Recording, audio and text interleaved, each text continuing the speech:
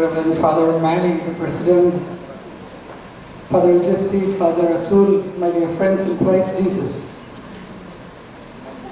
We are in the second week of the season of Advent.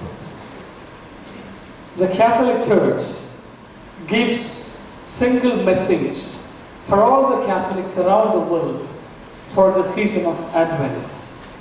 And that single message is to stay awake. I'm sure all of us are awake, especially during the working hours. None of us sleep. The HR will see that we don't sleep during the working hours.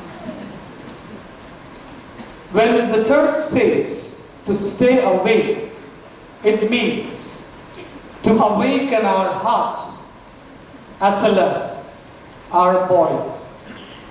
We are active and awake in our body, but very often we are dormant in our heart.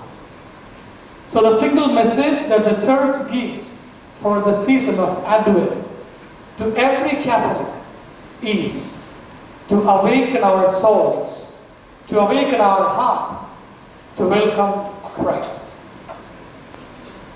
We are nearing the celebration of Christmas, the second week of Advent. Days are flying. Christmas is indeed a big celebration. In fact, Christmas is one of the most celebrated events in the whole of the world. The religious barriers of Christmas no more exist. It has become a more of social and cultural event around the globe. Everybody celebrates Christmas, no matter where we are. So the religious dimension, the religious aspect of Christmas is somewhere in the air. So my reflection for today is in line with the celebration. As we know, Christmas is one of the most important celebrated feast, very especially in Philippines. The season of Christmas begins from the 1st of September, as we call it as the bird months. A celebration that lasts for 4 months, the longest season of celebration. There are so many religions in the world. Every religion do have their own feast to celebrate. And every religion do focus on celebrating different events of their religion. For Christians and for Catholics, Christmas becomes one of the most important events to be celebrated. As we know, it is not the same when Jesus was born 2,000 years ago. Days have passed. Centuries have passed.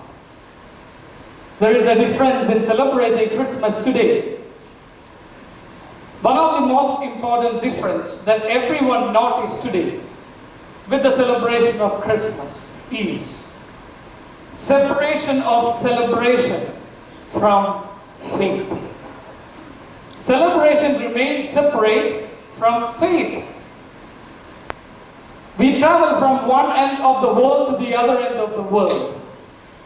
We find more Christmas trees than the scene of the nativity of the Lord. Celebration becoming separate from faith. The tree that was found 2,000 years ago somewhere in a place where Jesus was born has found a better place in the society than the nativity scene, which we remember on the celebration of Christmas. We travel to different places for Christmas. The social gatherings, the cultural gatherings held to celebrate Christmas do have more people and often it is overcrowded, whereas the churches go still vacant for the celebration of the Holy Eucharist when it comes in terms of this Christmas. Separating celebration from faith. When this happens, Separation of celebration from faith. Let us go back to the Gospel of Matthew chapter 7, where Jesus speaks of two kinds of people. The first category, a man who built his house on a rock. The floods came, the winds blew, the house was still the same. Another kind of people, another man who built his house on the sand. The floods came, the winds blew, and the house fell. When there is no more celebration in our faith no more exists. Because we have learned to celebrate than to give importance for faith. The first message that the liturgy of today is giving us, to enlighten us, let us not separate celebration from faith. Of course, we need to celebrate. I'm so happy to see all of you. Such a wonderful crowd. All are familiar faces, but you look very different today. It's so wonderful to see from here, all of you. It's a beautiful sight of young ladies and gentlemen, much younger than all we are. So let us not separate celebration from faith. Let us become the people who build house on the rock than those who build house on the sand. 2,000 years ago, Jesus was born in a manger. Manger is a very beautiful term to hear. Or you call it, as I learned the Tagalog word, that is sapsaban. Or you call it as belain. Different beautiful words to explain the place where Jesus was born. That was not the case 2,000 years ago. Jesus was born in a cattle shed where people would seldom go. It was not a beautiful place, a smelly place. And Jesus was born in that place.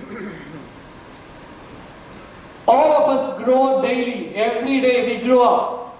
The university grew up. We all grew up.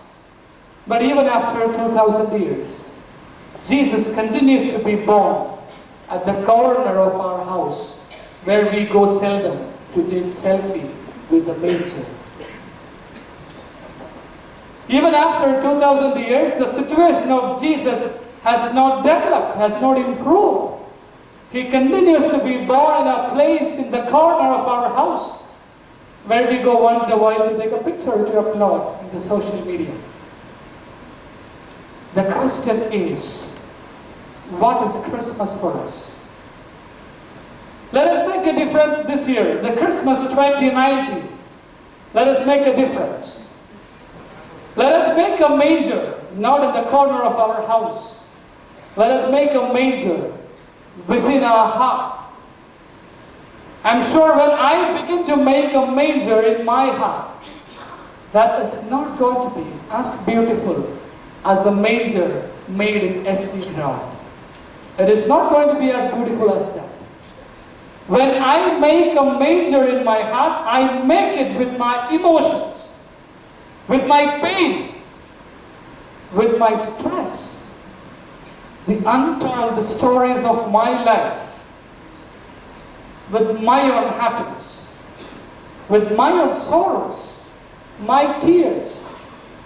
I make my manger in my heart. And I make Jesus to be born in my manger within my heart.